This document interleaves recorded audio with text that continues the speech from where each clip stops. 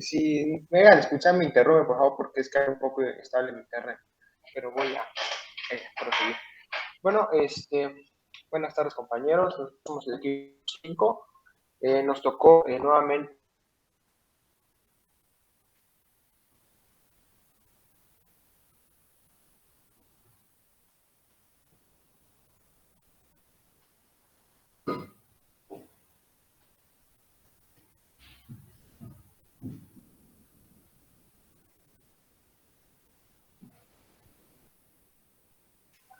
Ramón, creo que ahora sí se fue tu conexión. No sé si puedes continuar, si nos escuchas, para que continúes con tu cámara apagada.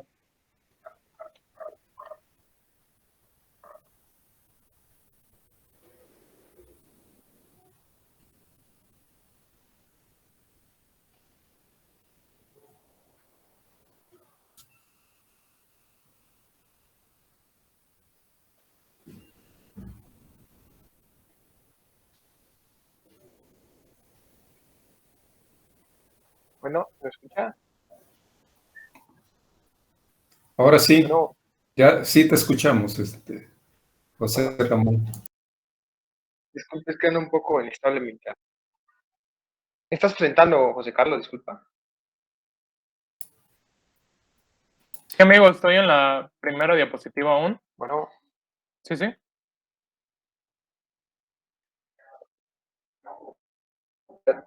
dame chance, un minuto, dame chance.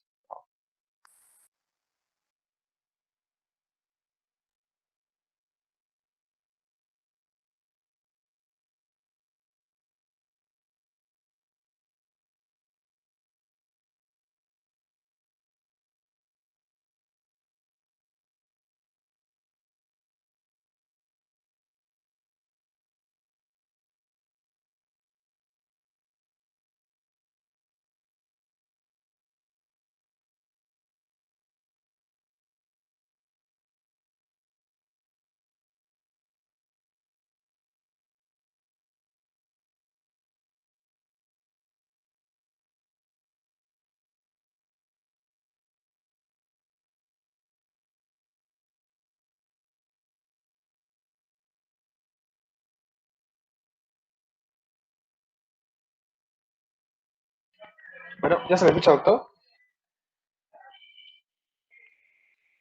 Sí, ya te escuchamos. Es que ando un poco fallando internet. Pero ya parece que salió. Bueno, lea la siguiente, por favor. Ok. Bueno, hablando de, como mencionaba al principio, vamos a hablar en esta ocasión de Brasil. Eh, bueno, más que nada hay que recalcar dónde se localiza Brasil. Brasil es un país que se va a localizar en América, más principalmente en América del Sur. Eh, Su nombre oficial va a ser República Federativa de Brasil. Eh, Su capital va a ser Brasilia. Algo muy importante que recalcar de ello es que a pesar de que la capital es Brasilia, o también llamado Distrito Federal, también ahí en ese país, no va a ser la ciudad más poblada. De hecho, hay dos o tres ciudades más pobladas que van a estar por arriba de la capital. En este caso, la más poblada va a ser Sao Paulo, pero también destaca la población de Río de Janeiro. En este caso, Sao Paulo, en su área metropolitana, va a tener alrededor de 21.893.053 millones de habitantes. 53 mil millones de habitantes. Cabe destacar que es la tercera conglomeración urbana más grande de América, solo por detrás de la Ciudad de México, que tiene alrededor de 22.500 millones de habitantes, y, y de Nueva York, que tiene alrededor de 21.900 millones de habitantes. El gentilicio se va a llamar, podemos llamarlo brasileño o brasilero, pero en este caso pues va a ser más reconocido el primero, que significa brasileño. Su moneda va a ser el real brasileño, este, a la paridad, si no mal me equivoco, en la actualidad está como a 5 o 6 pesos por cada real brasileño. Sus fronteras van a ser alrededor de 16.143 kilómetros cuadrados. Recordemos que pues, Brasil es un país muy grande, muy vasto, por ello tiene una delimitación fronteriza demasiado grande. La línea de costa va a ser alrededor de 7.491 kilómetros cuadrados va a ser una de las más largas de América, obviamente por su extensión territorial. El punto más alto se llama Pico de Neblina, que es alrededor de 2.995 metros sobre el nivel del mar. Y aquí hablando del PIB general, del PIB general del país, va a ser en el año 2020 de 1.445 billones de dólares. Cabe destacar que en América Latina va a ser el PIB más alto, la economía número uno. Después continúa México. Pero algo muy importante que hay que recalcar en este aspecto del PIB es que antes de la pandemia, era post-COVID, pues las economías de América Latina pues venían creciendo normalmente a un ritmo acelerado. En este caso, por la pandemia, pues obviamente hubo un desaceleramiento del Producto Interno Bruto. Y hablando de Brasil en específico, pues la verdad le fue muy mal. Casi decayó 400 billones de dólares su Producto Interno Bruto. A pesar de los estímulos fiscales por el gobierno, porque antes de la pandemia post-COVID era alrededor de 1.800 millones de dólares, casi cayó 400. Y pues eso sí le afectó bastante a su modelo económico. Gracias, por favor. Bueno, hablando de la extensión territorial de organización, vamos a tener que su superficie total es alrededor de 8.515.730 kilómetros cuadrados. Como les mencionaba, Brasil es un país muy grande, muy vasto. A nivel mundial ocupa el número 5 de los países más grandes. En este caso, recordemos que pues, el país más grande va a ser Rusia, seguido de China, Canadá y Estados Unidos, y posteriormente sigue Brasil. Hablando un poco de su organización territorial, pues recordemos que es una federación constituida por la Unión Indisoluble de 26 Estados miembros. Un distrito federal y los municipios. Como les comentaba, el distrito federal pues se va a considerar como Brasilia. Los estados y municipios tienen autogestión, autogobierno y autoorganización. Prácticamente pues es casi la misma organización que conocemos aquí en nuestro país, México. En este caso pues allá también se llaman estados a los integrantes de la Unión. Los estados se dividen en municipios y pues cada municipio pues tiene su autogestión, autogobierno y autoorganización. Bueno, algo más que hay que recalcar que los estados de la federación están agrupados en 5 regiones geográficas, en el centro-oeste, el nordeste, el norte, el sudeste y sur. Como ustedes pueden ver en la imagen de la derecha, pues como son, como es su territorio es muy grande más que nada, vemos que pues los diferentes estados abarcan casi grandes extensiones de territorio. En este caso, si nos podemos fijar en el estado del Amazonas, pues obviamente casi es del tamaño de Bolivia. Así que pues hay que recalcar ello. La siguiente, por favor. Bueno, hablando de la geografía, pues va a ser un país muy vasto. Va a tener un litoral de costa muy amplio, como les mencionaba.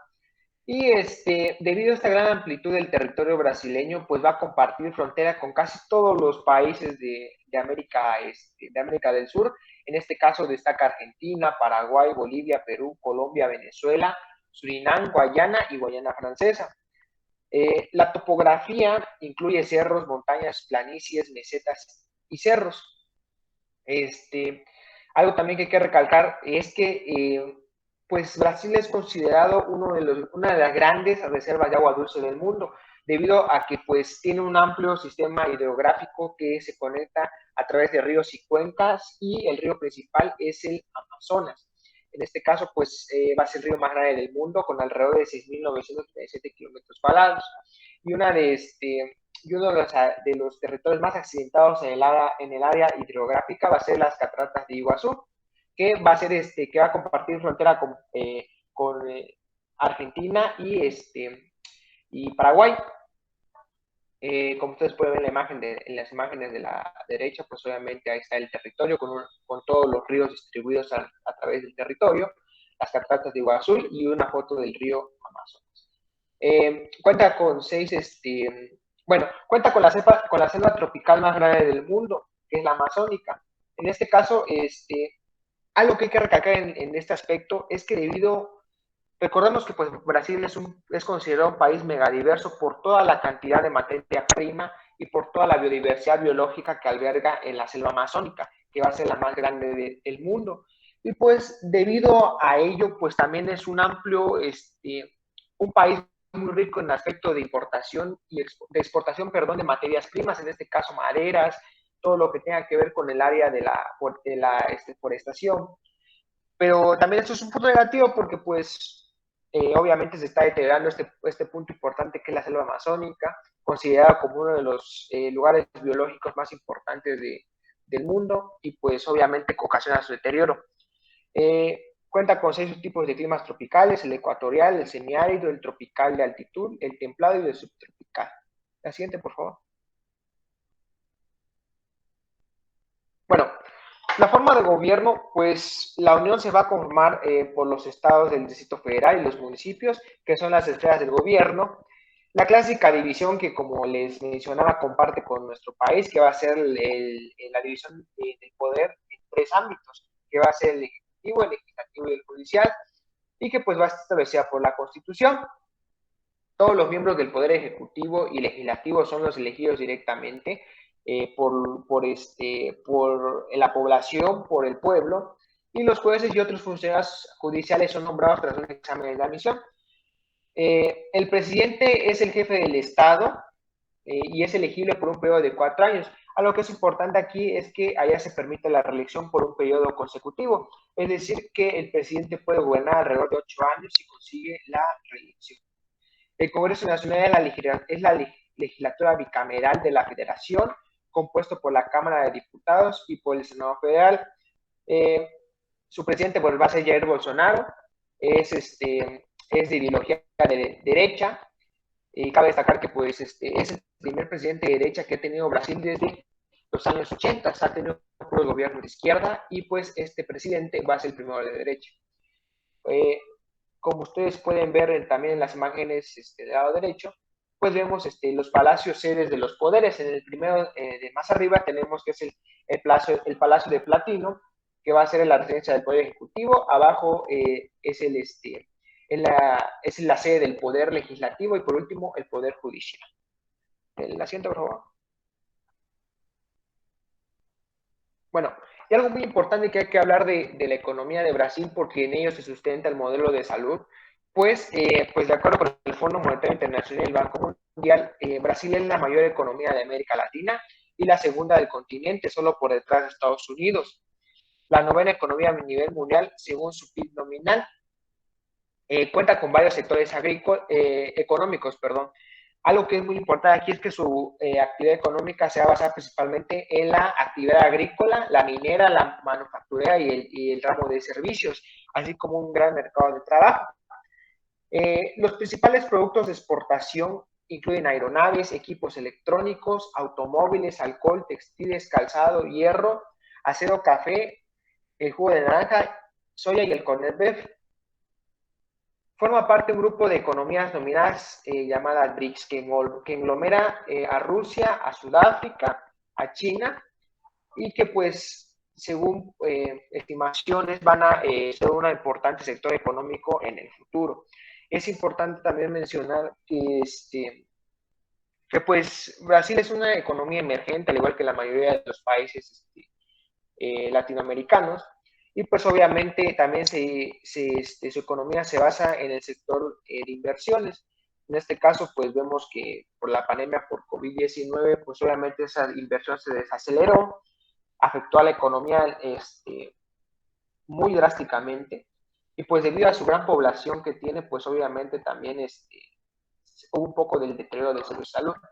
Pero pues con la recuperación económica post-COVID en todos los países latinoamericanos, pues estimaciones de casas encuestadoras pues predicen que pues la economía se recupere muy pronto. La siguiente, por favor. Y pues eso sería todo.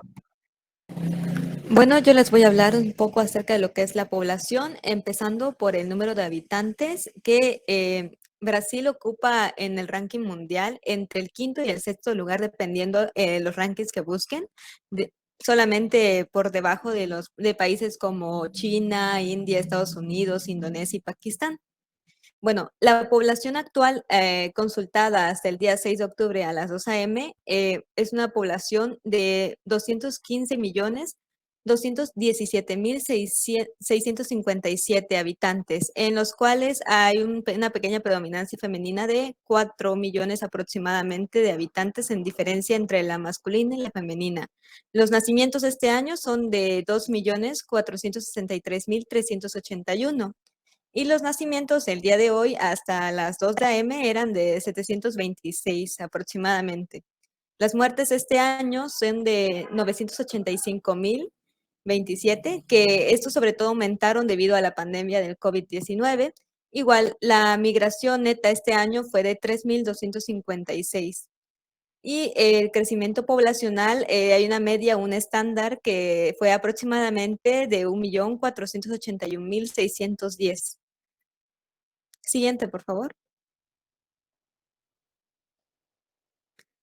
Bueno, vamos a hablar un poco sobre los idiomas oficiales. Aquí el idioma oficial de Brasil, si bien en Brasil se hablan muchas lenguas, su idioma oficial es el portugués. Esta es una curiosidad histórica muy buena, dado que la mayoría de países latinoamericanos, como estamos viendo hasta ahorita, son hablantes de español.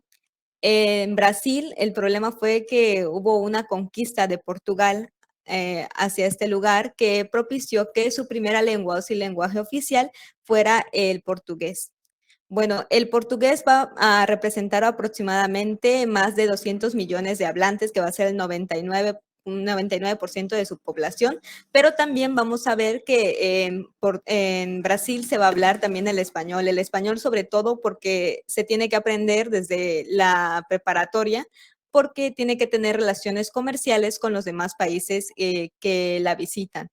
Pero también debido a la conquista, debido a que habían personas de otras culturas, como hay alemanes, como hay franceses, como hay afroamericanos, se creó durante el periodo de conquista y el periodo y el periodo actual, en el momento en que está inmigrando gente nueva, algunos idiomas que son idiomas indígenas como el guajará, el teraná, entre otros, que son aproximadamente más de 150 lenguas indígenas que se hablan oficialmente en Brasil. También tenemos que lenguas inmigrantes, principalmente va a predominar lo que es el alemán, el español y el japonés. Siguiente, por favor. En cuanto a estructura de población, hasta el año 2019, su población era principalmente entre adolescentes, jóvenes adultos y adultos los que manejaban el porcentaje predominante de 69, con un 69,74% de la población en general.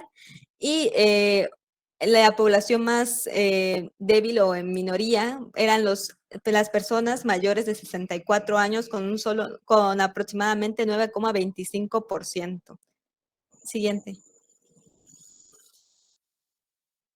Bueno, aquí es importante también hablando de estructura de la población acerca de la religión de Brasil. En Brasil se predomina lo que es el cristianismo con 191.328.307 seguidores o aproximadamente el 88,9%.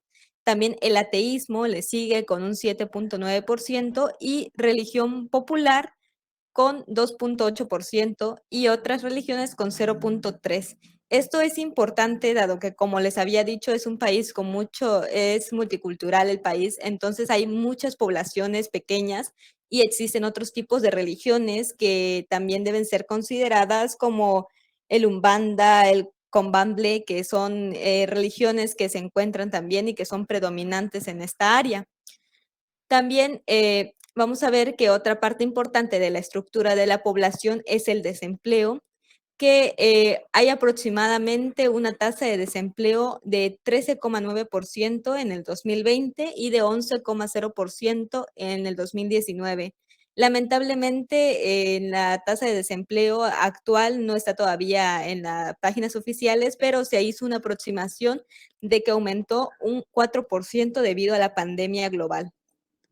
Siguiente, por favor. Ahora, cuando hablamos de inmigración, vamos a ver que el promedio de inmigración se ha mantenido más o menos constante en 0.3 aproximadamente, y en el 2019 fue de 0.38%, siendo los principales países de procedencia de inmigración Portugal, Japón y Paraguay. Como sabemos, actualmente también Japón es una de las lenguas predominantes generalmente por su alta tasa de personas que deciden quedarse ahí después de concretar comercios para poder seguir comerciando entre diferentes áreas.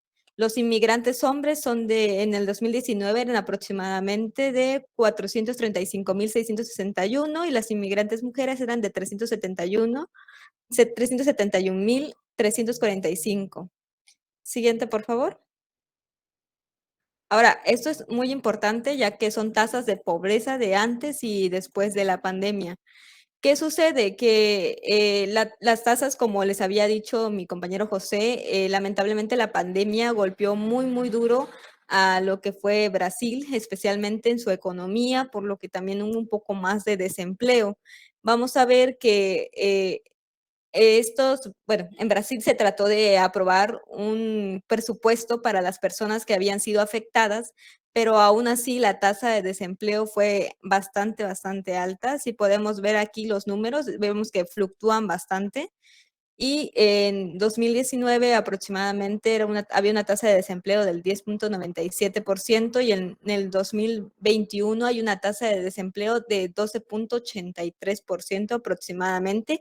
Hay otras gráficas que lo manejan como 14.9% dependiendo cuál se consulte, pero estas gráficas que están viendo fueron a partir de que se dio una donación, se empezó a ayudar a la población de manera económica para hacer que la economía volviera a estar funcional, volviera a restablecerse, porque las tasas de proyección las tasas de proyección sin la ayuda que se colocó eran muchísimo más altas, llegaban a alcanzar un 16% de desempleo, lo cual realmente se miraba ya como un problema nacional en ese país.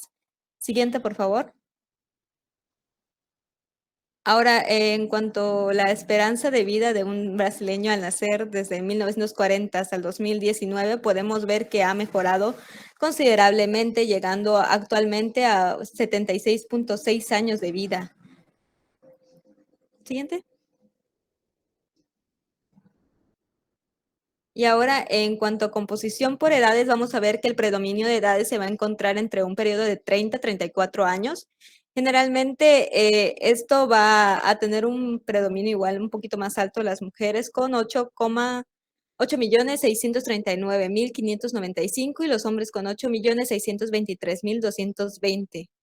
Y ya las edades con menos porcentaje, igual que en otras poblaciones se había reflejado, son las personas con periodos de edades mayores a los 100 años, que generalmente en hombres van a ser 5.100 y en mujeres 13.633. De hecho, Brasil es uno de los países que tienen un poquito más de porcentaje de mujeres mayores de 100 años.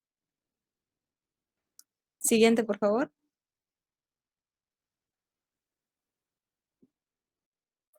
Bueno, continuando un poco y pues como ya veníamos presentando desde la presentación anterior de Canadá, ahora vamos a hacer una pequeña zona de transición que nos hable que nos va a ayudar a pasar de las características socioeconómicas del país a aquellos aspectos de salud para concluir con su sistema de salud. Hablando un poco de las estadísticas epidemiológicas de Brasil, vamos a ver que va a tener una variedad de datos estadísticos bastante interesantes, puesto que algunos de estos van a ser bastante positivos y algunos de estos quizás se queden cortos, ¿no? O muestran algo de controversia después de su evolución histórica. En primer lugar, vamos a hablar acerca de la esperanza de vida, uno de los 3 componentes del índice de desarrollo humano.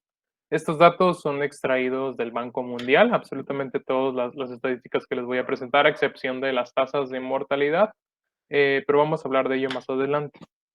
En lo que respecta al campo de la salud, pues la esperanza de vida al nacer en Brasil es de 74 años. Esto fue al año 2019. En particular, para las mujeres se sitúa en una edad de 77 años, mientras que para los hombres de 70 años. Está ligeramente inferior al promedio de acuerdo al que marca la OCDE. Este, Tenemos en la gráfica de la derecha una comparación de la esperanza de vida al nacer de Brasil, que como pueden ver afortunadamente ha tenido un crecimiento y un desarrollo uniforme y organizado en comparación con las naciones que muestran los promedios más bajos, como los en el continente africano, no presentes en esta gráfica. Y arriba, un poco en tonos más grisecitos, vamos a ver en comparación a los países con valores más altos. Estos van a representar a Japón, Grecia, sorprendentemente, y me parece que es la región de Shenzhen de China.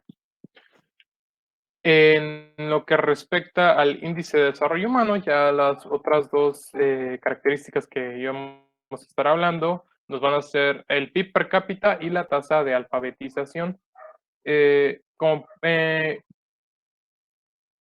En particular, este índice de desarrollo humano, pues tomando los tres componentes que estamos describiendo ahorita mismo, va a sumar un valor total de 0,767 puntos. Eso lo pone en el lugar número 84 del ranking mundial del índice de desarrollo humano. Esto es al año 2019. Y no hay datos estadísticos aún que nos permitan desarrollar cómo responde ante el mundo Brasil. Sin embargo, unas pequeñas noticias que podemos ver al momento de buscar estos datos reflejan que Brasil cayó por bastantes puntos en cuanto a su índice de desarrollo humano en estos años 2020 y el primer cuarto del año 2021. Con respecto a la esperanza de vida, ya no se les pude comentar en la diapositiva anterior, pero en promedio se vio una caída de 2 años en cuanto a la esperanza de vida, todo esto producido a partir de la pandemia por COVID-19.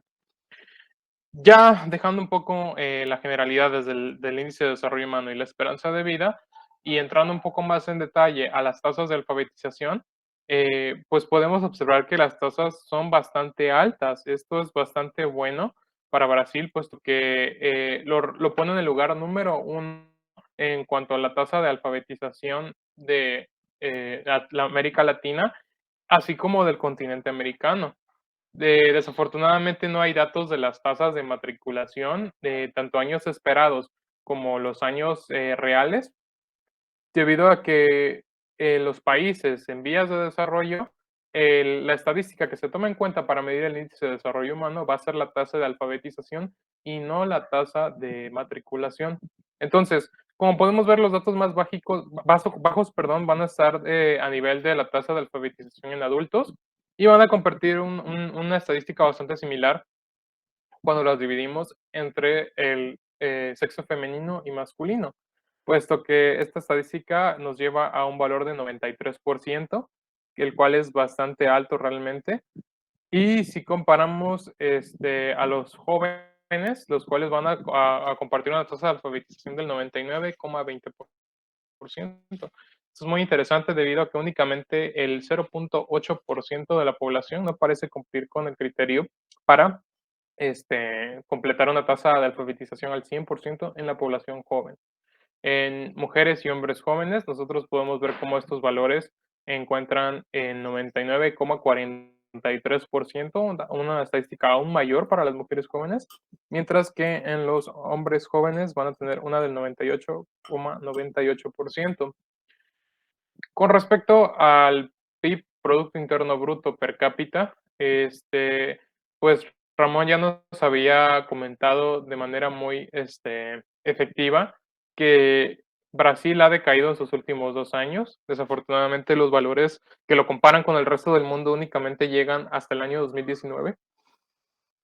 Sin embargo, esta estadística compartida por el Banco Mundial, podemos ver cómo al año 2020 Brasil posee un PIB per cápita de 6.796,84 dólares al año 2020.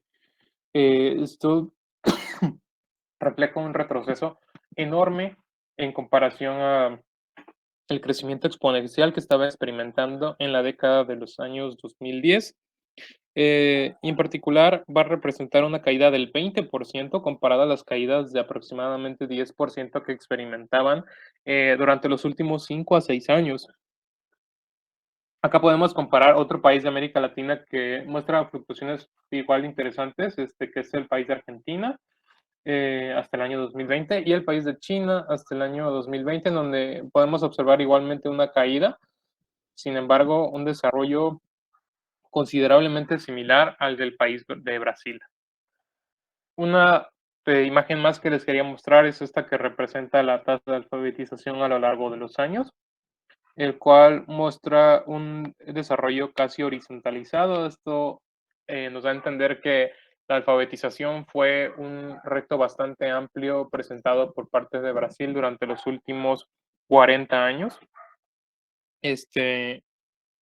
Afortunadamente nosotros vamos a ver estas estadísticas pues bastante positivas que encontramos hoy en día, tanto en la población adulto joven como mayor. Muy bien, continuando dando por concluido el índice de desarrollo humano, vamos a hablar un poco de las tasas de mortalidad general en hombres y en mujeres. Desafortunadamente les quería compartir igualmente las causas de muerte en hombres y mujeres por separado. Sin embargo, la página de Servicios de Salud de Brasil no estaba cooperando bastante, por lo cual les traigo una versión un poco más generalizada, pero con estadísticas bastante actualizadas. En cuanto a la mortalidad general, vamos a observar cómo la estadística muestra un movimiento sigmoideo en cuanto a los hombres. Sin embargo, la tasa de mortalidad llega hasta aproximadamente 184 muertes por cada 1000 hombres en Brasil, mientras que en las mujeres esta estadística baja a 84 fallecimientos por cada 1000 mujeres en Brasil. Estas estadísticas nuevamente no tienen en consideración aún la pandemia por COVID-19. Se espera que se implementen aproximadamente de agosto a marzo de 2022, puesto que esas son las fechas proyectadas para Latinoamérica para hacer la transición de pandemia global a enfermedad estacional de alto riesgo. De eso quizás toquemos el tema un poco más adelante. Pero en lo que respecta a estas tasas de mortalidad, en comparación con las tasas más bajas, vamos a encontrar al país de nuevamente China, Dinamarca y Japón, en donde las tasas de mortalidad de hombres a mujeres por cada 1000 habitantes no superan a las 30 defunciones por cada 1000 habitantes. En el caso de Shenzhen, China, la mortalidad máxima en datos generales fue de 28 por cada 1000 habitantes. Muy bien, entonces yo les había comentado que no tenía una división entre hombres y mujeres que nos pueda reflejar bastante bien acerca de la mortalidad. Sin embargo, vamos a tocar un poco acerca de las tasas de mortalidad en América Latina en general. Y en este caso, aquí estamos viendo la evolución a 10 años de Brasil, en donde podemos ver que de manera inamovible los primeros 2 lugares van a corresponder a la enfermedad cardiometabólica, descritos por su código del CIE-10 como enfermedad isquémica coronaria, como causa número 1 de mortalidad, representando, pues encabezando la lista, ¿no?, de fallecimientos. En segundo lugar, vamos a tener el accidente cerebral vascular. Estas estadísticas y números, me parece, las describiré más adelante. En tercer lugar, infección del tracto respiratorio inferior.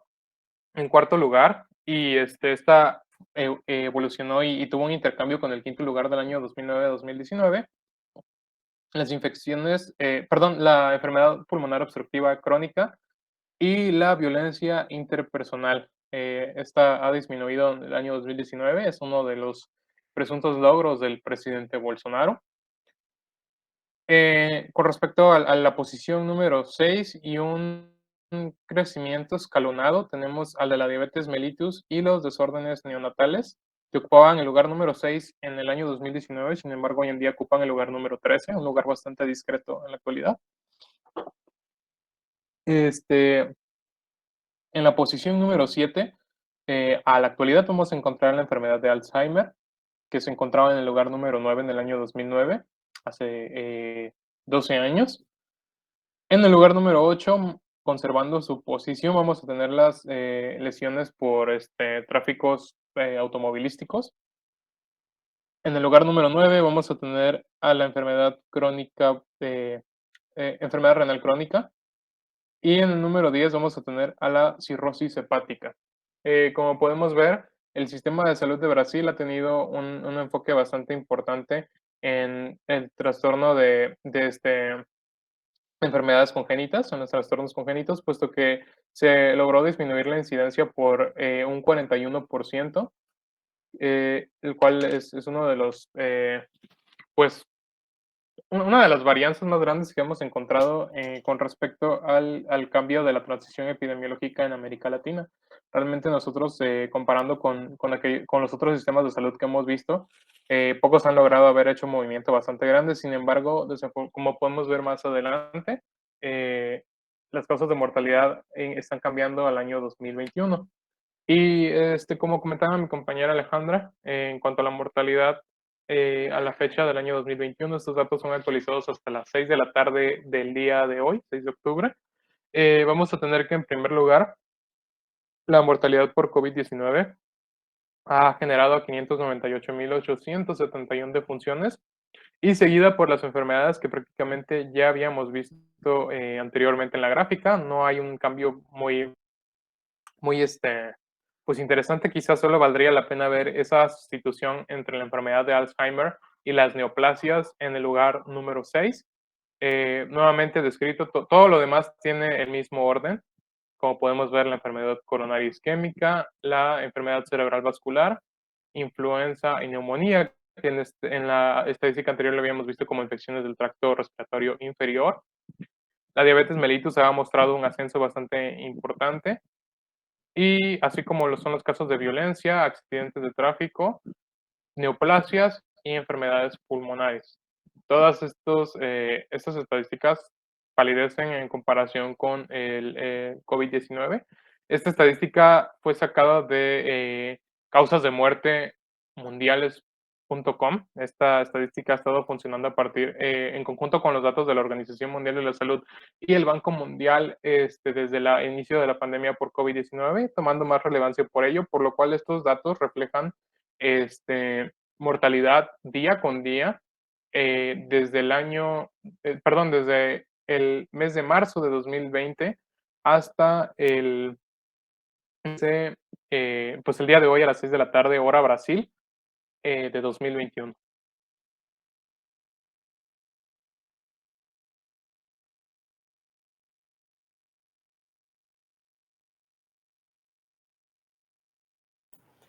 Bueno, ahora vamos a hablar un poquito más sobre lo que es el financiamiento del sistema de salud en Brasil antes de iniciar con todo lo que es el sistema de salud en general, ¿no?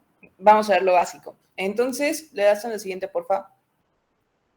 Brasil tiene un sistema que se llama Sistema de Salud Único, con las siglas SUS, ¿ok? Entonces, si lo ven en las diapositivas de ahora en adelante, pues eso significa Sistema Único de Salud. Se va a financiar a través de los impuestos y las contribuciones que vienen de los 3 niveles de gobierno, o sea, del nivel federal, del nivel estatal y del nivel municipal. Cada uno de ellos va a tener sus propias porcentajes de contribuciones hacia los ciudadanos de Brasil, ¿no? Ahora, el Sistema Único de Salud inició en 2004 y de hecho fue financiado con el 50.7% a nivel federal. A nivel estatal, le llamaríamos así, es el 26.6%, y cada uno de los municipios tiene que contribuir con el 22.7% de todo este sistema, ¿ok? Le dan a la siguiente, por favor. Cabe mencionar, y se los voy a decir en un ratito, que este sistema va a ocupar el 75% de todo el sistema de salud de Brasil. Pero más adelante platicaremos de ello, ¿vale? Le dan a la siguiente, por favor. Bueno, ahora, la diferencia que nosotros podemos encontrar a un país, por ejemplo, como Canadá, que tiene todas las estadísticas actualizadas y realmente es un poquito más fácil encontrar información actualizada, es que Brasil no lo tiene. Las diferentes tipos de estadísticas que encontramos de Brasil datan de 2018 y las más actuales en cuanto a sistema de salud como tal, al sistema único de salud, son de 2017. Entonces vamos a utilizar esto de base y después nos vamos a ir yendo poco a poco y vamos a ir encontrando cositas más actualizadas. Bueno, ¿qué nos interesa aquí? Pues bueno, es la parte de abajo, lo que es el gasto total en salud. Ven que aquí el gasto total, o sea, el PIB invertido, es de 8.4. Nosotros en 2017 lo vamos a encontrar hasta 10.2, ¿ok? En esto va a ir fluctuando a través de los años. A veces ha estado en 9.5, a veces ha estado en 8 puntos y tantos, a veces ha estado en 10 puntos y tantos. No ha rebasado el límite de 10.5, pero tampoco ha caído en menos de 8. ¿Sale? Para que tengan un concepto más o menos en donde se encuentra, ¿ok? Y dependiendo de las fuentes en donde ustedes ubiquen, y obviamente el año lo pueden encontrar entre el lugar 60 y el lugar 100 de los países con mayor PIB invertido en salud. Ahora, en ese momento se invertía, según esta fuente, se invertía per cápita 904, ¿ok? $904 por persona. Sin embargo, en otras gráficas que ya son un poquito más actualizadas y un poquito más legales, por así decirlo, encontramos también que el gasto per cápita ya es menor, es de 359 euros. Esto sí lo vamos a manejar en euros, aunque realmente no cambia mucho un euro a un dólar, chance sea como el 0.5 de diferencia, pero en eso lo vamos a ir encontrando, ¿vale? Y bueno, le vamos a dar a la siguiente, por favor. Ahora les presento, como ya les había dicho, una tablita en donde podemos comparar a los diferentes países dependiendo del PIB invertido en salud. Encontramos que aquí, en 2017, Brasil tenía una media del 10% del PIB invertido en salud. Brasil es el que está en amarillo, por si no lo reconocían. ¿Qué países podemos encontrar similares a ellos? Pues podemos encontrar países, por ejemplo, como Canadá, el color de Canadá, el color de la mayoría de los países de Europa. Y el que está más negrito, que es Estados Unidos, pues no lo encontramos ahí porque Estados Unidos invierte un poquito más en lo que es su sistema de salud y obviamente invierte más en el PIB en ellos, ¿vale? México, como saben, está de otro color, que está un poquito más arriba, pero pues ahí van variando, ¿no? Esto es nada más para que vean en dónde se encuentra Brasil y una gráfica, una imagen comparativa de los PIBs invertidos en salud en diferentes países. Esto es de 2017, pero no cambia mucho. Le dan a la siguiente, por favor. Ahora, esto es lo que les decía, el gasto público invertido en salud. Ok. ¿Por qué es gasto público? Porque también hay un gasto privado. Sin embargo, ahorita nos vamos a manejar con el gasto público. Y el gasto total, según, bueno, los datos de salud invertida como tal no se encuentran disponibles. De hecho, la Organización de Desarrollo Económico y de Cooperación realmente no tiene datos de Brasil exactos. O sea, tiene ciertos datos que son indicadores, por ejemplo, el número de camas, el número de doctores, pero no un gasto total en salud. Así que nada más nos vamos a centrar en el indicador de salud de gasto público, ¿vale? Como les dije, aquí ya empezamos a ver diferencias.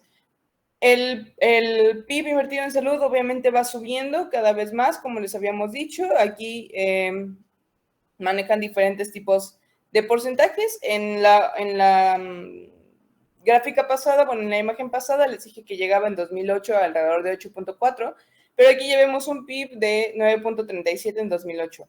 Eso sí, ya van variando dependiendo de las estadísticas que ustedes tomen. Sin embargo, el que nos vamos a centrar, que es el más actual, es el de 2017 con 10.26%. Y nos vamos a también a centrar en el gasto per cápita, que como les había dicho anteriormente, ahorita está alrededor de $349, ¿sale? Digo, euros por persona, que no cambia mucho a dólares, realmente es muy poquito. Le dan a la siguiente, por favor. Bueno, ahora la cobertura en salud. Como les dije, ahora sí vamos a hablar un poquito más. El Sistema Único de Salud, que es de Brasil, con las siglas SUS, va a darle cobertura con este PIB inmenso que le dan al 75% de la población. ¿Esto por qué? Porque hay zonas que, bueno, también tiene un fuerte ingreso en cuanto a lo que es el sector privado de salud. Recordemos que Brasil tiene mucha empresa y mucho turismo, entonces también esa parte se va a beneficiar del sector privado. Y la otra parte es que como un país en desarrollo hay algunas personas que no alcanzan, o ya sea porque hay deficiencias en el transporte o deficiencias en su registro, que no van a alcanzar este sistema. Por eso se maneja un 75% de la población, ¿vale? Ahora, esto va a ser descentralizado, o sea que va a tener redes y clínicas propias, pero cada uno se va a dividir en estatales, en municipales y en federales, ¿no? Y como les había dicho aquí, también tenemos a los establecimientos privados. Después de ello, pues bueno, cada municipio se encarga de proveer lo propio, ¿sale? Cada municipio ve las necesidades de su población y cada uno de ellos dice, bueno, yo quiero hacer estos programas de salud, yo quiero hacer este tipo de actividades y yo quiero invertir mi dinero en salud de esta manera. Otras de las instancias públicas que tenemos y que son bastante beneficiosas para la población son los hospitales universitarios, las unidades del Ministerio de Educación y las Fuerzas Armadas. Y aquí quiero hacer un hincapié en lo que son los hospitales universitarios, porque de viva voz tengo amigos que ya fueron a hacer instancias en estos hospitales universitarios y dicen que de todos los hospitales que ofrecen una cobertura por parte del Sistema Único de Salud, los universitarios son los más actualizados y los que mejor ofrecen calidad en cuanto a servicio y obviamente una mejor atención en el paciente. Así que sí, es como un punto extra a estos hospitales universitarios que pueden ofrecer a la salud de la población en general. Después de ahí, pues bueno, también es el Sistema de Salud Único de Brasil, pues es responsable de coordinar al sector público y regular también al sector privado, porque pues, ¿de qué sirve tener algo público si no le vas a dar prioridad, ¿vale? Le dan a la siguiente, por favor. Seguimos con esto, pues bueno, es como todo sistema público, va a ser de asistencia de servicios públicos, ¿vale? Y algo que aquí sí nos va a ayudar bastante es que el sistema privado va a ser de asistencia hacia los públicos, o sea, que si en algún momento llegaran a necesitar de los hospitales privados o de necesitar de un servicio específico hacia algún tipo de paciente, se puede llegar a hacer un servicio de asistencia por parte de los hospitales privados, ya que ellos son de manera independiente, sin embargo, hay una coalición para la mejora de la población, ¿sale? Después de ahí, pues bueno, van a haber sus subsistemas en donde ellos van a estar no van a estar vinculados como tal a lo que es el sistema único, pero que pueden estar en diferentes tipos de actividades, por ejemplo, estar en consultorios, en hospitales e incluso los laboratorios, que eso también es muy común aquí. Y bueno, siempre se va aunque estén regulados por las autoridades sanitarias, normalmente esto va a ser para mayores ingresos, ¿vale? Entonces, todo lo que tengan que ver con servicios de salud, pues también tienen que ver todo lo que es la cooperación y el dinero, de dónde van a sacarlo, porque pues es importante saber de dónde sale el dinero. Le dan a la siguiente, por favor. Bueno, y vamos a hablar un poquito más sobre esto, ¿no? En 1988, desde ese entonces, a pesar de que el Sistema Único de Salud se inició un poquito después, sí, empezaron a postular, ¿no? Diferentes tipos de programas o de ideas sobre un acceso universal e igualitario a toda la población y obviamente la promoción y la protección de la salud de esta misma.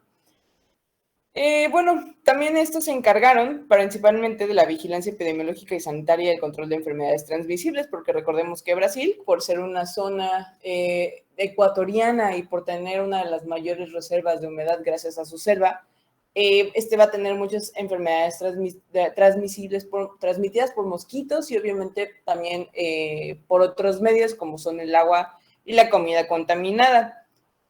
Porque recordemos que también, a pesar de que es un país en desarrollo, tiene mucha gente pobre y obviamente eso va a traer, como ya nos habían dicho anteriormente, muchos problemas de salud, ¿sale? Parte de la población también va a estar cubierta por planes y seguros privados, que prácticamente es lo mismo que aquí sucede en México, que a pesar de que tenemos un seguro, vamos a tener un seguro de gastos médicos mayores. ¿Por qué? Porque tienen una atención un poquito mejor, ¿sale?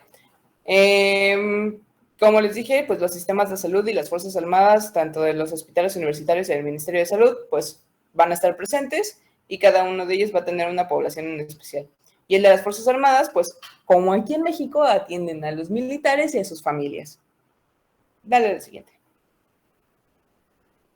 Y bueno, todo lo que les dije está resumido, en una pequeña imagen. ¿Qué es esto? Del sector público y el privado. ¿Cuáles son? Pues bueno, el público son todas las contribuciones del Sistema Único de Salud, van a estar en hospitales municipales y estatales porque cada uno se rige por lo propio y va a ser a toda la población en general, ¿no? Y en cuanto al sector privado, pueden ser empresas o familias, dependiendo de la población.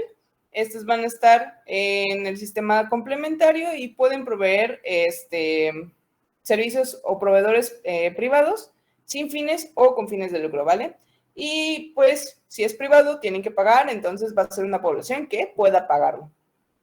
Vean a la siguiente, por favor. Bueno, ahora vamos con los principios básicos del derecho de salud. Bueno, ¿cuáles son estos? Es el derecho al acceso ordenado y organizado de la salud, el derecho a un tratamiento adecuado, el respeto a la persona y sus valores, también con sus derechos, todo lo que es la responsabilidad las responsabilidades del ciudadano, el compromiso de todos los gestores de salud, porque sin uno no funcionan los demás, entonces un trabajo en equipo que tienen. Y bueno, tienen ejes bastante interesantes como son la universalidad, la integralidad, la equidad con base en una organización descentralizada, como ya les había dicho antes, y el control social de la administración. Lean a la siguiente. Bueno, y algo que sí no nos faltó decir es cómo define la atención básica el Sistema Único en Salud. Bueno, lo va a definir como el conjunto de acciones de salud en los ámbitos individual y colectivo, incluyendo la promoción y la protección de la salud, la prevención de las enfermedades, el diagnóstico, el tratamiento, la rehabilitación y el mantenimiento de la salud. O sea, todo lo que es la buena salud primaria, aquí la vamos a tener. O eso es lo que dice, ¿no? Ahora, cuando tenemos ciertos territorios, los vamos a delimitar bien porque recuerden que como es un sistema descentralizado, cada uno se rige por sus propios medios en cuanto a lo que son las municipalidades y lo que son los estatales. Entonces, sí debe de tener delimitado su territorio para poder trabajar y así saber cuáles son las necesidades de su población, ¿sale? Y no hay ninguna restricción, hace algunos padecimientos cubiertos por eso. O sea, realmente te tienen cualquier cosa y no te dicen que no. Sin embargo, pues si no tienen los materiales, llaman al sector privado que los ayude. Como es un servicio de asistencia, tienen la capacidad de hacerlo y que el costo sea menor para el paciente. Le dan a la siguiente, por favor. Y bueno, aquí hay un comparativo en cuanto a lo que les decía, ¿no? Del sistema descentralizado que utiliza tanto a nivel municipal, estatal y nacional. Encontramos a los diferentes gestores, encontramos a las comisiones de intergestores, que pues prácticamente van a ser a las personas aquellas organizaciones o gente que les pueda ayudar, y pues cómo se representan a través de ciertos consejos nacionales y municipales en cuanto a la salud, ¿vale?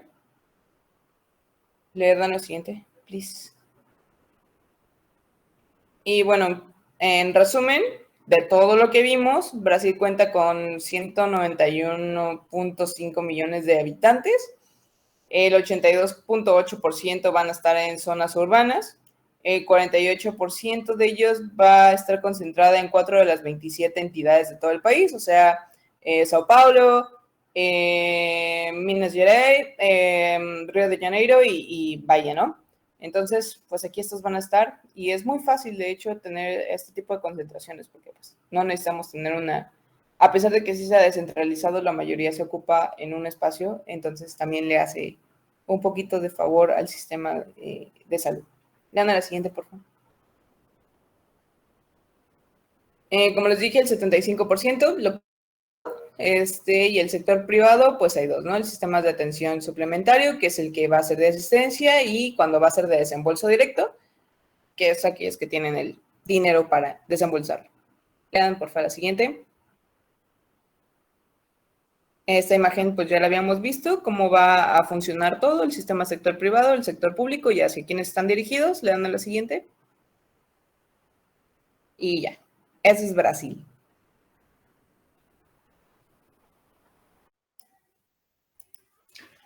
Muy bien, justo. Tenían medido sus tiempos, ¿verdad?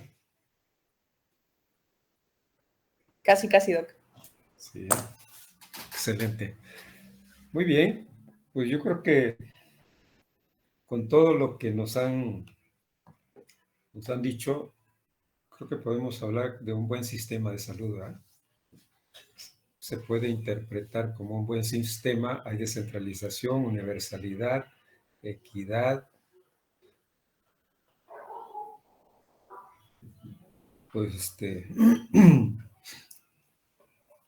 no sé si tengan algo que agregar, pero a mí me parece que es un buen sistema, como todo país, ¿no? Creo que la pandemia los ha golpeado a todos, ¿no? Y creo que pues eso va a reflejar el impacto pues en los índices de mortalidad, ¿no? Sobre todo. Pero fuera de eso, creo que sí es un buen sistema. Es un país muy, muy grande, ¿no? Bueno, al principio habían dicho 210 millones de habitantes, parece, ¿no? José Ramón, o fue un dato, no. Pero Sí, sí, sí, doctor, es que Sí, doctor, son 215 millones de habitantes. 215, es que eran estadísticas anteriores las que presentó la compañera, por eso. Pero actualmente es más de 200 millones. ok, sí, sí. Bien, pero de todos modos es un país enorme, pero tuvo un tiempo de crisis económica, ¿ah? No sé ahorita, independientemente del problema de la pandemia, si está recuperando. Yo percibí con todo lo que dijeron que sus políticas pues están encaminadas a recuperarse. Bien, pues no sé, ¿algo más? No, ¿verdad? Muy bien. No, doctor. ¿Ya? Perfecto, felicidades al equipo. Excelente su exposición. Y pues nos vemos mañana para terminar con el último país,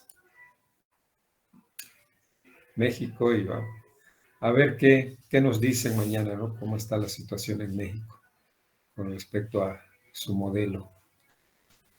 Y pues ya cerramos la unidad. Y yo espero que la próxima semana estemos ya viendo algunos sobre cómo vamos a abordar la cuarta subcompetencia. Bueno,